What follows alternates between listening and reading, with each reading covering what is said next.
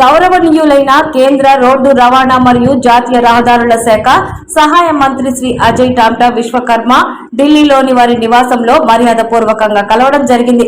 మన సమాజానికి సంబంధించిన పలు అంశాలపై వారితో సవివరంగా చర్చించడం జరిగింది.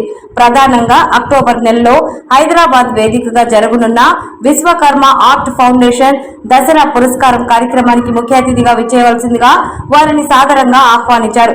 వారు మా ఆహ్వానాన్ని మన్నించి తప్పకుండా హైదరాబాద్ కు విచ్చేస్తారని వారు తెలియజేశారు. ఉత్తరాఖండ్ లోని అల్మోరా నియోజకవర్గం నుంచి వరుసగా 4వసారి పార్లమెంటు సభ్యునిగా ఎన్నికై అత్యున్నత పదవిలో ఉన్నప్పటికీ ఎంతో నిరాడంబరంగా సౌమ్యంగా ఉండడం వారి వ్యక్తిత్వానికి నిదర్శనం.